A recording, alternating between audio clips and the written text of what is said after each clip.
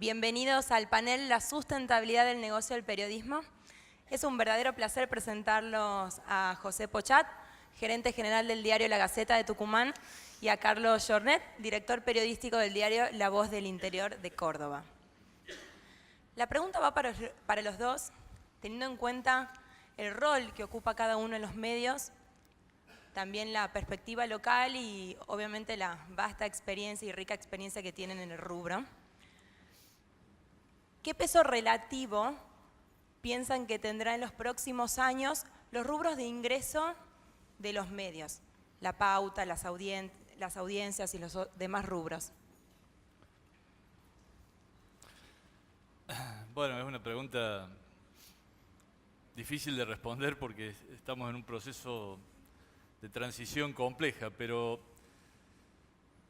si miramos un poco lo que ha venido ocurriendo históricamente, los diarios teníamos un mix de ingresos. Por un lado, las audiencias y lo que le cobrábamos al lector en el momento de venderle el ejemplar, y por otro lado, la venta de publicidad. Y ese mix, con más, con menos, en función de la realidad de cada empresa, eran más o menos equilibrados. Había diarios que estaban en 50 y 50, otros 60-40, 60 a favor de la publicidad y 40 a favor de la venta de ejemplares, pero más o menos se mantenía. Cuando venía un periodo de recesión, como el que estamos viviendo hoy, obviamente cae la venta de publicidad porque es más fácil que sea afectada por los ciclos económicos, y luego tiende nuevamente a equilibrarse. ¿Qué ha venido ocurriendo? Bueno, con el avance de Internet, la venta de publicidad se ha ido también, primero los diarios todos pusieron su propio sitio, todos tuvieron la imagen de que iban a vender publicidad que iba a cubrir todos sus costos en Internet, y la realidad fue que eso ocurrió durante algún tiempo y luego Internet fue migrando la publicidad digital y también parte de la de papel a los grandes jugadores globales de Internet. Hoy en realidad en el mundo, plataformas como Google, como Facebook, tienen en algunos casos el 80% y más del total de la publicidad digital. Esto ha provocado que para los medios periodísticos tradicionales, en especial aquellos que no habían hecho los deberes, es decir, que no habían reestructurado su economía adaptándola al nuevo entorno, les provocó una debilidad importante y en algunos casos llevó al cierre de medios tradicionales. Si uno mira lo que ocurría en 2010, la OCDE, la Organización para el Crecimiento y el Desarrollo Económico, planteaba que en el mundo los diarios, los medios impresos, un 57% de sus ingresos venían de la publicidad, el 43% restante de las audiencias. Pero eso era muy distinto país por país. Países como Japón, o Dinamarca, por ejemplo, tenían entre un 35 y un 38% de sus ingresos de publicidad y todo el resto era de las audiencias. Una maravilla para el contexto actual. Pero países como Canadá y Luxemburgo tenían el 77% de los ingresos dependiendo de la publicidad y Estados Unidos el 87%. Y en ese momento, cuando empieza a producirse este cambio en el entorno, algunos diarios importantes de Estados Unidos, como el New York Times, dijeron tenemos que apostar por la calidad periodística y tenemos que buscar que las audiencias comiencen a ser el principal sostén del negocio periodístico. Porque si seguimos confiando en la publicidad, este proceso que se está dando va a llevar a un desfinanciamiento y afectar la calidad por un lado y afectar la democracia, porque en última instancia no iba a haber posibilidad de generar un contenido periodístico de alta calidad y que pudiera investigar al poder.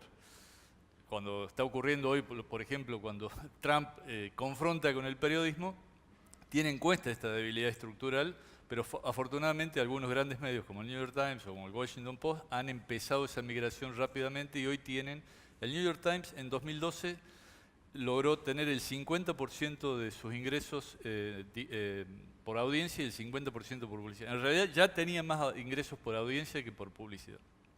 Hoy los ingresos por audiencia del New York Times duplican a los ingresos por publicidad.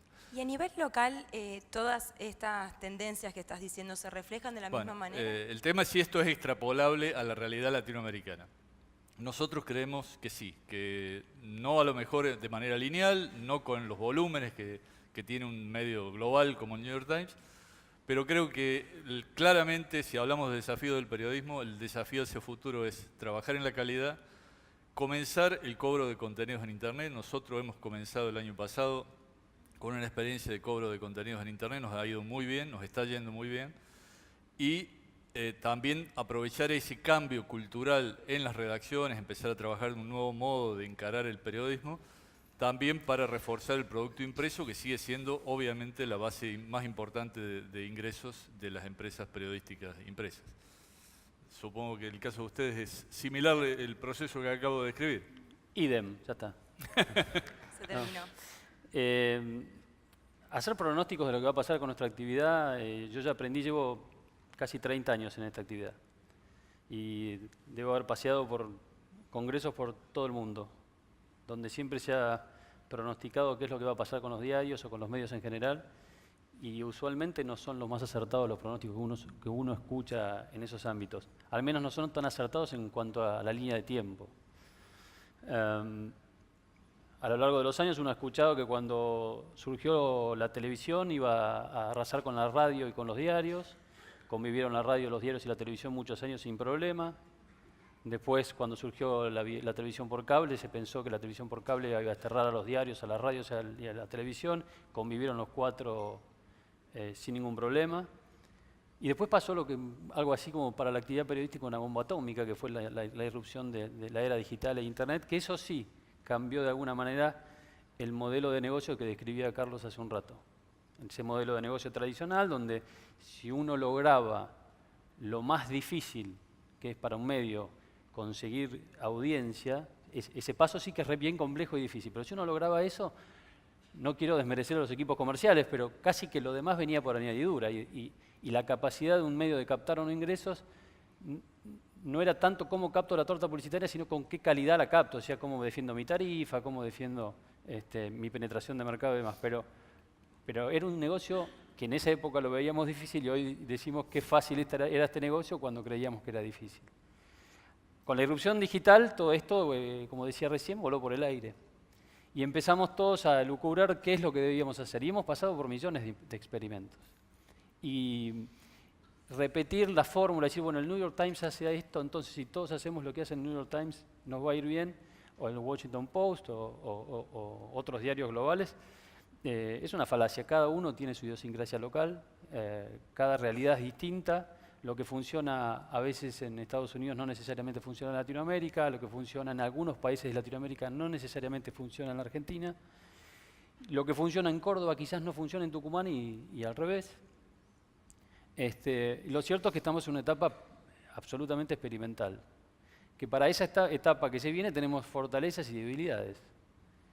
Tenemos debilidades que tienen que ver con estructuras organizacionales ayornadas para una época que cambió, con equipos de trabajo periodísticos jóvenes, con una cultura hacia lo digital diferente, con equipos de trabajo periodísticos no tan jóvenes que les cuesta más adaptarse a eso. No quiero generalizar porque a veces hay gente que no es tan joven, que se adapta mejor que los jóvenes, pero de alguna manera sufrimos ese choque cultural dentro de nuestras redacciones, sufrimos ese choque cultural dentro de nuestras organizaciones comerciales y no solamente tenemos que ayornarnos al cambio de modelo en la parte externa del negocio, sino que nos tenemos que ayornar desde lo interno. Como decía Carlos recién, no voy a volver a mencionar las cifras, que las conozco igual que él y que son tal cual él las cuenta, pero sí te puedo decir una cifra que es bastante elocuente. De los ingresos digitales en los diarios de Estados Unidos, 5 de cada 10 dólares vienen del digital, el resto viene del papel. En España, 7 euros de cada 10 vienen del papel. Y en Latinoamérica, en general, un dólar de cada 10 viene del papel. Perdón, del digital. O sea, quiere decir que el resto viene todo el papel. Para darte un ejemplo local, hablando de la Gaceta específicamente, la Gaceta, el 57% de sus ingresos viene de su audiencia, que es hoy el papel, porque no cobramos el acceso a Internet, y el resto viene de la publicidad. Estamos hoy en un proceso bastante delicado, que es tratar de empezar a hacer valer nuestras audiencias. Creemos que el modelo que en un momento soñamos, que decíamos, bueno, si cae la publicidad papel porque está migrando la publicidad a las redes, y de las redes no está cayendo en los diarios, sino que está cayendo más en los buscadores o en las redes sociales, tenemos que empezar a generar ingresos por el lado de la audiencia, que es lo que decía Carlos recién. El New York Times tiene un modelo muy exitoso que es el sistema de paywall o muralla de pago, que es a partir de una determinada cantidad de notas que vos lees, empiezas a pagar por la suscripción. Tuvieron una ayudita importante del señor Trump, pero han crecido muchísimo. Ese modelo del New York Times es replicable en la Argentina y hay algunas dudas. Algunos diarios ya se animaron a dar ese paso, Nación y Clarín lo han hecho, están creo que cada uno de los dos, creo que están casi empatados con 139.000 o 140.000 suscriptores digitales. La Voz del Interior se animó a hacerlo hace un año, Carlos, más o menos. Hace un año, y ya lleva una buena cantidad. 15.700. 15.700 en muy poco tiempo. Nosotros empezamos todo lo que es el proceso previo al sistema de pago, que es de suscripción digital, que es la registración de los lectores. No sé si todos, pero muchos de ustedes se deben haber encontrado que para poderles seguir leyendo cuando ingresan a la Gaceta Digital tienen que registrar sus datos y recién ahí. Aprovechamos esa registración para dar un salto de calidad también. Nosotros teníamos lo que yo llamo una cierta letrina, que es los comentarios de Internet. Empezamos a tratar de dar un paso de calidad y decidimos que, ya que estábamos pidiendo una registración para poder leer, estamos pidiendo también una registración para poder comentar y que ya no se pueda comentar más de forma anónima.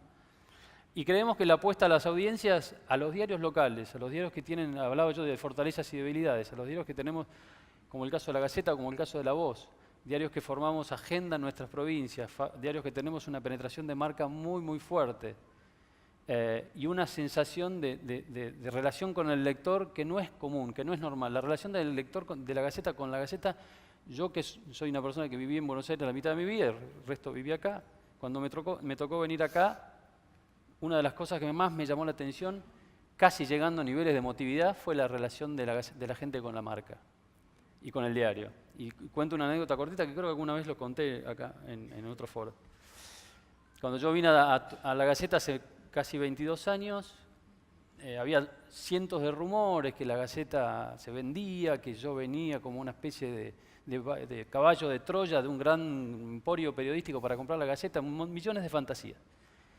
Y salimos un día con el presidente del directorio a la puerta del diario, y cuando salimos a la calle, en la peatonal, todos la conocen, pasó un señor muy bien vestido y lo señala al presidente del directorio, le dice García Hamilton, le dice, cuidadito con vender La Gaceta, porque La Gaceta no es de los García Hamilton, sino que es de todos los tucumanos. Yo cuando escuché eso, realmente ahí empecé a caer en el lugar donde estaba trabajando. Hoy cuando recién contaban la anécdota de Tomás Eloy y que venía a presentar los libros a La Gaceta. Y hoy en el almuerzo contaban una anécdota de la madre de Tomás Eloy, que le decía una vez que creo que, no me la recuerdo bien el almuerzo, pero era algo así como que quería presentar algo en el New York Times en Estados Unidos, y la madre dice, pero bueno, antes en La Gaceta, digamos. O sea, ¿hay algún tucumano que te va a leer en Nueva York? Bueno, lo que quiero decir es que, me fui muy por las ramas, pero decirte que dentro de esa fortaleza y dentro de esa mirada, nosotros creemos que vamos a poder conseguir ingresos por el lado de la audiencia, creemos que el modelo puede ir por ahí, no tenemos certeza porque hemos cambiado a lo largo de estos 30 años millones de veces de estrategia. Acá estamos fuertes, fijamos agenda, tenemos relación con el lector, y una cuestión que el lector va a tener que entender y va a tener que valorar es que el periodismo de calidad es caro. El periodismo de calidad lleva esfuerzo, lleva inversión, lleva un enorme esfuerzo, y si históricamente han estado dispuestos los lectores a pagar por leer el diario papel, ¿por qué no lo estarían a la hora de pagar el diario digital? Por ahí va, bueno, siguiendo con tu línea de anécdotas, ¿quién no desde chico iba a comprar La Gaceta, no el diario, digamos? Es verdad, en los medios tan tradicionales y profesionales que están tan arraigados en una provincia, la pregunta es, hablaban recién del cambio del mercado. ¿Qué pasa en las redacciones? En los paneles anteriores se hablaba del valor histórico de los archivos, del periodismo de investigación. ¿Creen que el lector está dispuesto a seguir pagando o la inmediatez de las redes sociales, de Internet, que hacen que todo se consuma rápido y que no hay tiempo para todo ese profesionalismo, se lo va a valorar? ¿Cómo lo ven? Yo estoy no seguro, segurísimo de que sí va a ser. como te decía recién, el periodismo de calidad es difícil de hacer, es absolutamente necesario en nuestras sociedades que exista, y las redes sociales, lo que vos mencionabas recién, que uno puede tener acceso hoy a la información por millones de canales, nunca van a poder lograr el trabajo editorial que se realiza dentro de una redacción, el trabajo de jerarquización de una información, el trabajo de ordenar una información, el trabajo de priorizar un tema sobre el otro. Las redes sociales durante el día son un enorme megáfono de la sociedad, pero a la larga, al final del día, el diario que tiene prestigio, el diario que tiene profesionalismo detrás de su trabajo y demás, le da el toque de calidad a la información que hace que una información sea más válida que la otra, y eso el lector lo sabe valorar seguro. ¿Se podría decir que se resignifica el rol del periodista que trabaja en un medio tradicional, al que todos vamos a chequear al final del día si es real lo que se leyó? Yo creo que vamos a coincidir, incluso le pregunto a los jóvenes, que son los que más están metidos en las redes y en el mundo digital, muchas veces la sensación que tenemos al final del día es que hemos tenido una sobrecarga de información, un gran ruido informativo, pero por ahí, como dicen los norteamericanos, ellos tienen una expresión en inglés que traduciéndoselas es: estamos sobreanoticiados pero subinformados. Y de algún modo eso nos ocurre finalmente, es decir, tenemos tanto ruido, tanto caos informativo, que los medios tradicionales, los medios profesionales, como mencionaba recién José, son una suerte de GPS que nos ayuda a orientarnos en ese caos. Creo que la labor del periodista es ya no informar, en los medios escritos digo, es ya no informar de lo que ocurrió ayer, sino ayudar a interpretar lo que pasó y mostrar en todo caso la tendencia de lo que puede pasar. Si logramos eso, si logramos cambiar la cultura de nuestras redacciones para que empiecen a entender que también la gente lo que necesita es una guía que los ayude a interpretar la realidad, creo que el futuro del periodismo sigue siendo venturoso. Si en eso le erramos y creemos que tenemos que seguir haciendo el periodismo tradicional, nos vamos a equivocar. Nosotros creemos que los medios que han empezado ese cambio, tanto en el exterior como en la Argentina, son los medios que tienen futuro. Y me parece que para una democracia es fundamental, como decía recién José, si no es muy difícil, si la gente no aprende que tiene que de algún modo acompañar el periodismo profesional porque lo que hace es ayudar a interpretar la realidad, vamos a seguir metidos dentro de una gran burbuja que nos aturde y en la cual muchas veces no sabemos cómo ubicarnos en lo que está pasando, ¿no? Y en todo esto de la sobreinformación también están las noticias falsas que se ven a diario. También entra ahí muy importante el rol del periodismo profesional. ¿Cómo lo viven en sus redacciones a diario? Sí, ahí uno ve en las redes que muchas veces se dice, bueno, el periodismo profesional también se equivoca. Y cada error que sale en un medio tradicional dice, ¿vieron que no es solo las redes? En realidad es así, en las redes, en los medios tradicionales nos vivimos equivocando, pero siempre hay un editor responsable por detrás, hay una marca por detrás que va acompañando y que tiene la capacidad también de rectificarse, de corregir la información que puede haber estado no suficientemente chequeada o que muchas veces, en esta semana ocurrió un hecho que todos deben conocer, el caso de este changarín que dijo que había devuelto $500.000, bueno, terminó siendo una gran patraña. Nos ocurre sobre todo porque muchas veces los periodistas vivimos en ese mundo de las redes sociales que creemos que lo que ocurrió ahí no debe ser chequeado. Y debe ser mucho más chequeado que antes porque si no corremos grave error, el grave riesgo de incurrir en errores graves. Pero nosotros en ADEPA, en la Asociación de Entidades Periodísticas, de la Asociación de Editores de Diario, lo que planteamos es que las marcas de verdad son aquellas que tienen un editor responsable por detrás y que de algún modo certifican lo que está ocurriendo, con errores, con rectificaciones, pero con muchas veces marcando el punto más cercano a la realidad que se pueda lograr con una investigación adecuada. La verdad nunca está en un solo lugar, los diarios que mejor reflejan el pluralismo son aquellos que más se pueden acercar a la realidad, pero creemos que en las redes está circulando muchísima información falsa.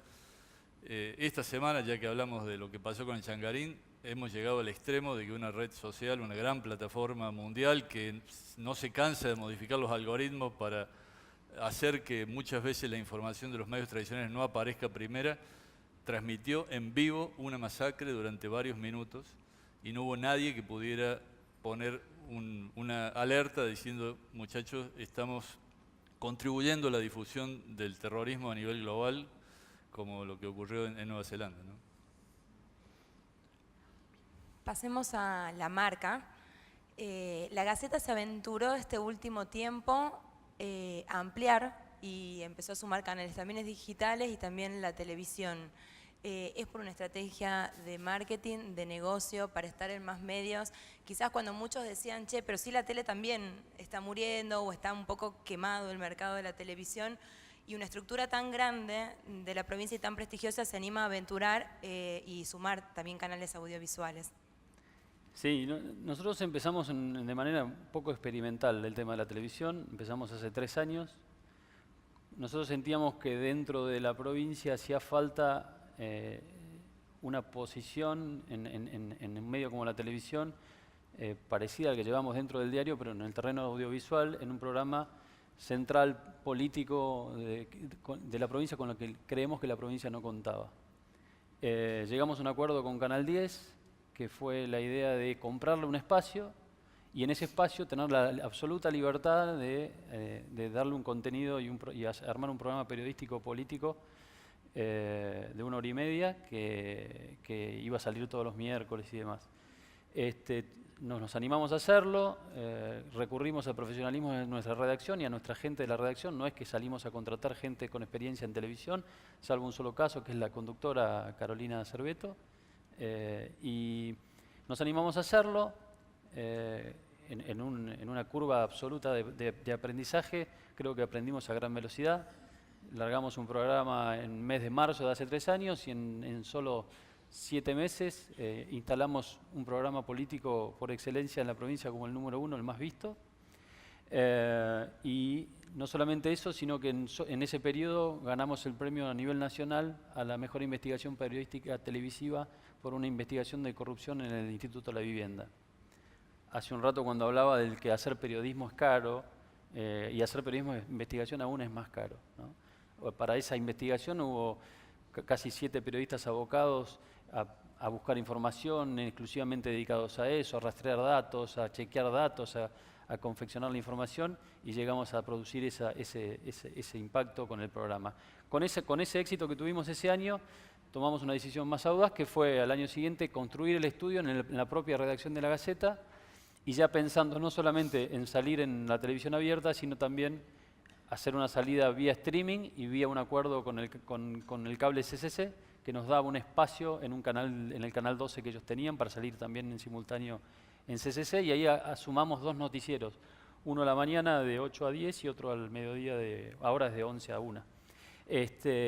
Y ahí la experiencia que hemos tenido es, vos decías, bueno, pero ¿por qué en la televisión, si la televisión sufre de alguna manera el mismo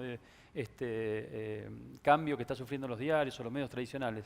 A nosotros lo que nos está dando esta experiencia es, nosotros tenemos una agenda que lanza el papel a la noche o a la madrugada con la información. Esa agenda muere rápidamente porque es una agenda que obviamente al estar en el papel no tiene la actualización necesaria. Con la televisión tomamos la agenda de vuelta y la volvemos a instalar durante la mañana, la potenciamos por la red y estamos de alguna manera con toda la curva de la agenda del día mucho más potenciada que antes. Y nos dio, la verdad, un éxito muy importante. Nos generó además un tráfico en internet por vía streaming de gente que en lugar de verlo por la televisión o abierta o por el cable, lo ve directamente por la web. Así que nos dio más tráfico y nos generó otro tráfico aún mejor, que es el on demand, el que sabe que el programa salió el miércoles a la noche, pero que no lo pudo ver esa noche, entonces lo baja y ve las partes del programa que quiere ver directamente bajado de la web. Así que estamos muy contentos con esa experiencia y pensamos seguir profundizando. Inclusive cuando empezaban, confieso que yo pensaba cómo se animan a apostar a Canal 10, también medio tradicional, pero de televisión, pensando que eran competidores comercialmente. Bueno, la experiencia demuestra que no y que fue una manera de retroalimentarse, Sí. como otra estrategia más. Sí, por supuesto. Te diría que no nosotros con Canal 10 competíamos en una torta publicitaria diferente, que es una torta publicitaria televisiva contra una torta publicitaria gráfica. En ese momento no éramos competidores de lo mismo. En este caso nosotros hemos comprado el espacio y hemos aventurado de decir, bueno, para financiar toda esa inversión, nosotros vamos a salir a comercializar esos segundos y nos fue bien. La verdad que nos fue bien y estamos muy, muy contentos con la experiencia. Y nos dio además un posicionamiento mayor del que ya teníamos, para de alguna manera acaparar más fuertemente la agenda, y de hecho estamos ahora preparando el debate para la elección de gobernador del 9 de junio, que se va a hacer en nuestro estudio. O sea que vamos de alguna manera cooptando lo que es la información de la provincia también por esa área. Bueno, no sé cómo estamos con el tiempo, si habilitamos, tenemos tiempo para preguntas del público. ¿Alguna pregunta? Sí, allá atrás. Hola, ¿qué tal? Buenas tardes. Soy Ignacio y me gustaría preguntarles sobre el tema de la sustentabilidad del negocio. Han hablado muy bien, muy claro acerca de dos de los ingresos que tiene un medio. Por un lado la publicidad, por el otro lado la audiencia. Me gustaría preguntarles sobre métodos distintos que tiene un medio de ganar dinero. Por ejemplo, la publicidad oficial, ¿qué rol tiene eso en el medio tradicional? Y además, lo que es una noticia rentada o contenido patrocinado, ¿qué rol tiene esto en un medio? Si juega con la independencia o no de la identidad de un diario. Y bueno, es para el que la quiera responder. Seguramente después José podrá agregar mucho, pero ya que hablaste de independencia editorial, yo soy director de un diario que, por suerte, durante muchos años ha sido el líder absoluto, sigue siendo el líder absoluto en lo que es clasificado. Y clasificado te da una gran ventaja, una gran fortaleza, que es tenés distribuida en una gran cantidad de anunciantes un ingreso importante para la empresa. Eso te da independencia porque no te concentra la publicidad. Este fenómeno que yo estaba diciendo de migración de cierta parte de los contenidos publicitarios y periodísticos hacia Internet, lo que ha hecho en Estados Unidos especialmente es quitarle todos los ingresos de los clasificados a los diarios. Y además se ha ido produciendo en Argentina, además por la crisis económica, una concentración de la pauta privada. Es decir, muchos anunciantes han desaparecido porque ya no pueden acceder a un medio de comunicación o porque simplemente han cerrado sus puertas, y esa concentración de la pauta privada ha hecho incrementar obviamente el peso de la pauta oficial, aun cuando los ingresos totales hayan en algunos casos disminuido. Para quien dirige un diario o para un editor es un enorme desafío, porque nuestra responsabilidad como directores de un diario es tratar de neutralizar los condicionamientos de los anunciantes privados o públicos. Y es mucho más difícil cuando tenés concentrada la pauta. Ahí donde yo sostengo que es clave para los diarios migrar a un modelo donde la audiencia tenga mayor peso, porque ahí volvés a distribuir los ingresos entre enorme cantidad de público, que es el que se suscribe al diario o te compra el diario papel. En la medida en que no se logre eso, la concentración de la publicidad evidentemente es un problema para las redacciones, más allá de la habilidad que tengan las redacciones para moverse en ese mayor condicionamiento que te genera la concentración de la pauta. Pero sin duda que es un enorme problema en la medida en que no se pueda buscar fuentes alternativas. ¿Qué se hace en otros lados y se empieza a hacer también en la Argentina? Buscar otras fuentes de ingresos. El e-commerce, por ejemplo, o el hecho de conocer mejor la audiencia, porque tenés, por ejemplo, suscriptores que vos ya tenés su identidad, tenés su teléfono, tenés formas de empezar a conocer a la audiencia de un modo distinto. Les recuerdo que en la Argentina, porque estaba totalmente regulado el mercado de venta de ejemplares, nosotros teníamos 100.000 lectores, pero no sabíamos quiénes eran, porque no teníamos el trato directo. El lector iba al kiosco, compraba su ejemplar, o el gacetero, como le dicen ustedes, compraba su ejemplar, pero el diario no sabía quién era esa persona.